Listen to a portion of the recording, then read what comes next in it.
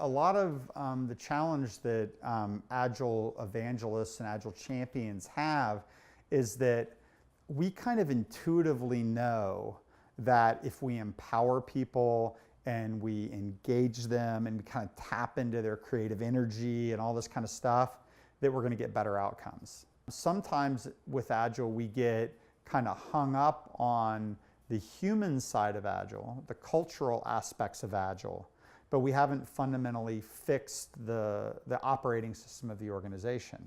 It's like I have an obligation to my employees to build a healthy company and to build a company with a great culture that's diverse and rich and full of respect and all those kinds of things.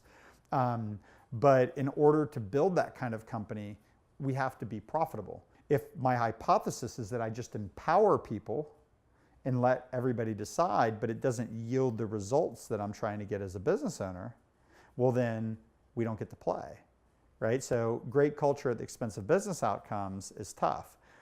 Great business outcomes at the expense of culture, you don't want that either. What we want to recognize is that there has to be a system of delivery in place that reasonably assures better business outcomes. If we get that system right, we form teams, we create the right context for those people to operate in, we empower them, we do the whole autonomy, mastery, purpose thing, then we can work on the culture stuff as a fast follow.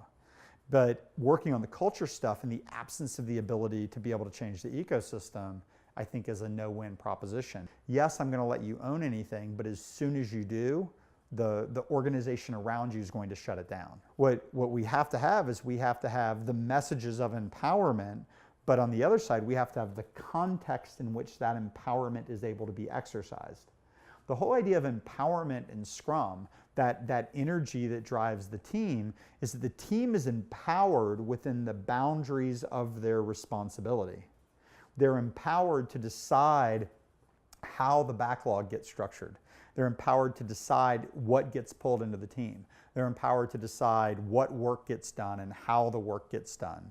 They're empowered to decide the rate of completion. You know, how fast can the team actually move through the backlog? I don't think teams in Scrum are designed to be empowered to do anything, anywhere in the system. I think the empowerment message is within those boundaries. You are autonomous to decide within your container. I've got to have agency within boundaries.